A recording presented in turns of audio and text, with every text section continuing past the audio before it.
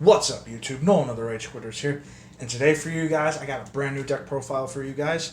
Um, Excuse me, guys. A little backstory about this deck. Obviously, as you can tell, it's Guru Control. I know Guru's been popular here on YouTube here lately, but I did want to show you guys my build because it's kind of special to me. You guys know my buddy Gary. He's played Frogs on this channel before against my Grand Maju, which, by the way, Maju will be back very shortly. But I never really got a chance to work on a deck together with Gary, and this is what we decided to come up with. He absolutely loves control decks. I haven't played Guru in a minute. I've just had the urge to play it. So him and I decided to build this deck together.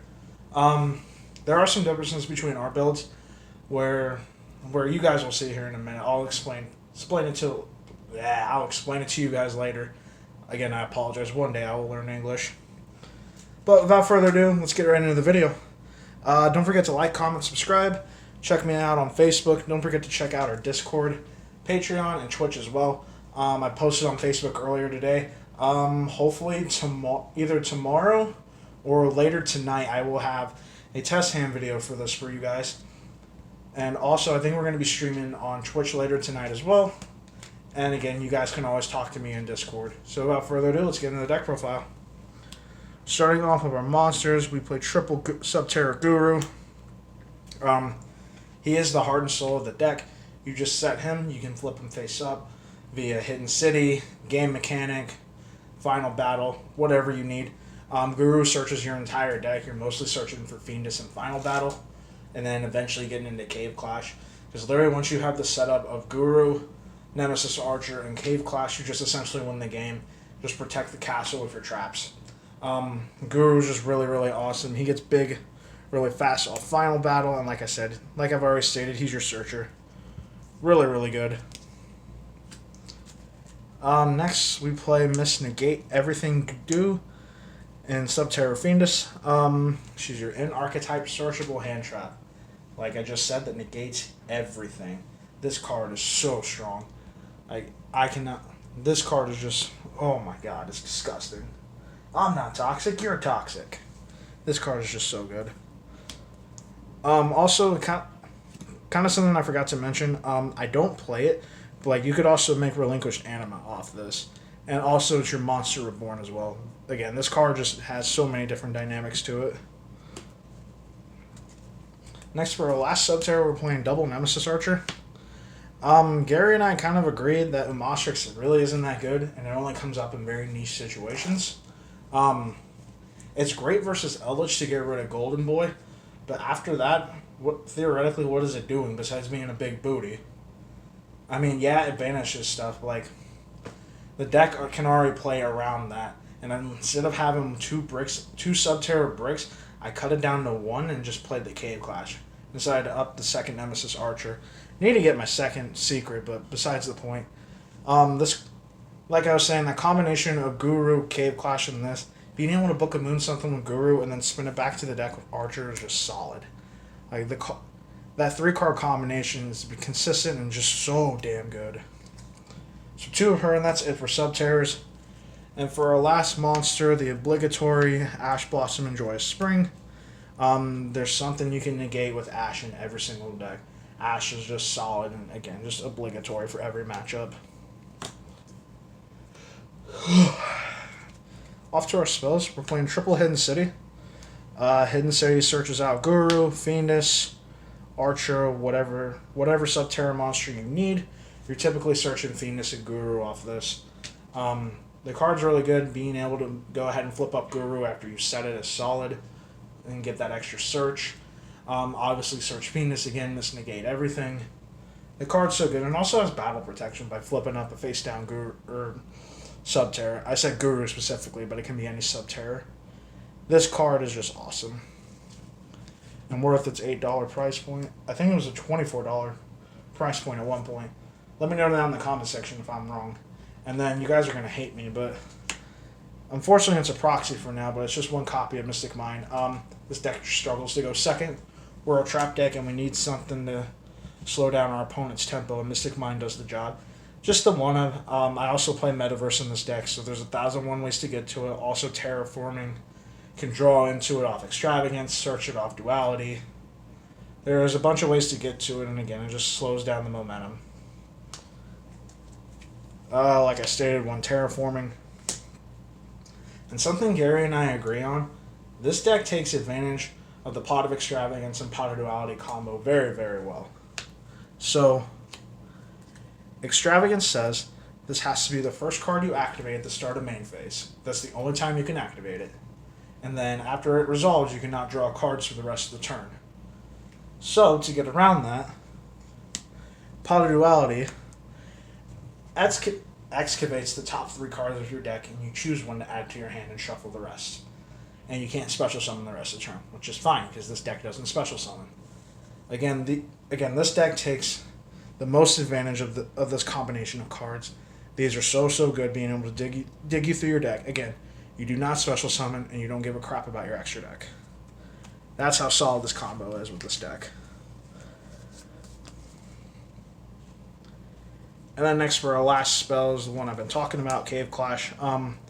Also, the other effect of this card, besides just being a face-up Subterra card for Guru, is that every time a Subterra monster deals battle damage to your opponent, you can add 1 Subterra monster from your graveyard back to your hand. So we're constantly trying to recycle Thetis. Again, misnegate everything. I'm going to say it about 12 more times this video, misnegate everything. And also, Subterra monsters gain 500 attacking defense for each face-down monster on the board. Next, for the Heart and Soul, for the other piece of the deck that can be considered the Heart and Soul, is the traps. So, triple final battle. This card has 4 effects. It's an Altergeist Protocol, being that Subterra effects cannot be negated that turn. Can set or flip Guru. I say Guru specifically, but any Subterra card. And then combine the attack and defense of 1 Subterra monster on the board. Typically Guru or Fiend or Nemesis Archer, because they're 3,000 and over. This card's 4 effects are just phenomenal. And why I really like it and why I play it at 3. So here's a difference right here. So I play Compulse. Gary plays Called by the Grave. I like Compulse better because I'm playing Mystic Mine, so that way I can play around it. If my opponent somehow has more monsters than me, or if we have the same and I don't want to lose Mystic just yet, I can Compulse my own monster back to my hand, and be able to play around my own Mystic Mine and piss my opponent off. Pardon my language, but no better words could be thought of in this moment. The card is just solid. I really like it. It deals with problematic cards. Can bounce a normal summon back. Card's really good. Something we play as well, and our extra deck reflects it. We're playing Triple Crackdown. I really like this card. Being able to make cards like Cerberus and Phoenix to deal with problems, Unicorn. I really liked it. I think it was worth running. This card is just solid. Next for the best Floodgate, because we can play around it so well. Triple, there can be only 1. We play around it so well because Guru is a dragon, Venus is a spellcaster, and Nemesis Archer is a fairy. All different types, there can only be 1, does not affect us whatsoever. However, though, Orcus, Salamangreat just lose to this. This card is just so good. Even Eldritch too, because I think all the traps are zombies as well.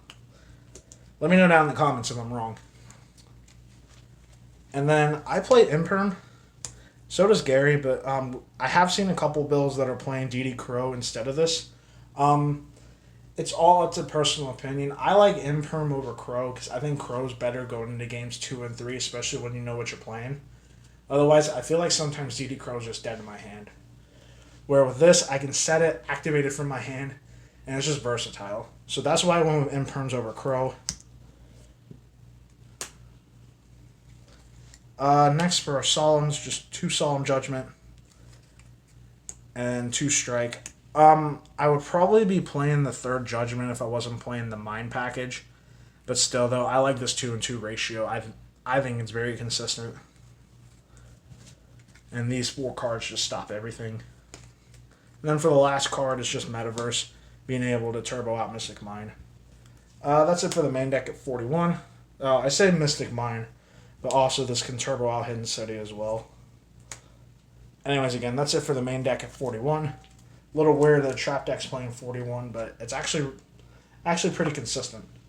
Again, though, playing Pot of Extravagance and Duality kind of makes any deck consistent. So my extra deck that I don't give a crap about because it's all just super poly targets and crackdown targets as well. So double Starving Venom, Dragostapelia for fusion decks, Triffy Obertson for dark decks as well. I think Orcus, especially with their new support coming out, is going to be really popular again. So I'm just kind of trying to be prepared. So that's why we're playing those. Next for generic targets, we have Mud Dragon of the Swamp, Drago Necro, Nether Soul Dragon for zombies, Violent Chimera for Salad. Again, they're just generic targets. You don't really care about them because we do play Extravagance. I'm also siding Waken the Dragon, so I'm playing one Last Warrior and one Raid Raptor Ultimate Falcon. Lightning Storm me. I dare ya. And then for crackdown targets, one Dingirsu, again. For Orcus, 2 Phoenix to deal with other back row, 2 Cerberus to deal with annoying monsters, and 2 Unicorn to deal with annoyances. And that's it for my extra deck, guys. Very generic that you don't really care about because you're playing Extravagance. So my favorite card to play in this deck, I had decided, arguably Inspector Border's better, but I still just really like the Fossil Dyna, being able to stop my opponent from special summoning and protect the castle with my trap cards. That's why I like it. Next, for heavy combo decks and for going second, I play double Nibiru. Arguably, it sucks versus Adamancipator, but if I can establish that Falso Dyna, like, what are they doing? Nothing. Triple DD Crow again for those heavy graveyard decks. Again, I just think it's better going in the games 2 and 3. These would be pointers if I had them, but I think arguably Prohibition does the job a little bit better.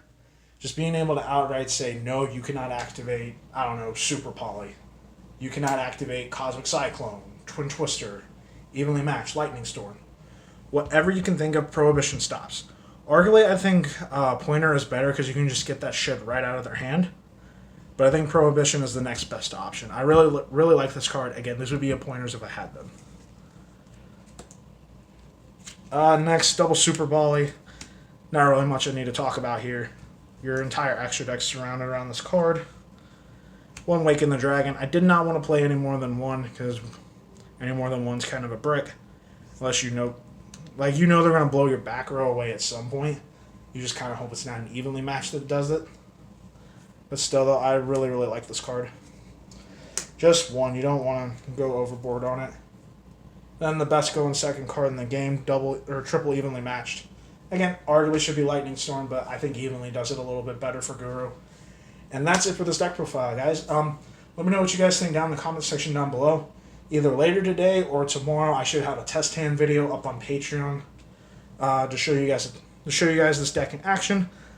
And yeah, guys, this is Nolan the Rage Quarter signing out. I'll see you all on Twitch later tonight. If you want to talk to me later, hit me up on Discord. That link will be down in the description box below as well. Don't forget our Facebook page as well. Leave us a like there. And yeah, I'll see you all in the next one. Have a good one.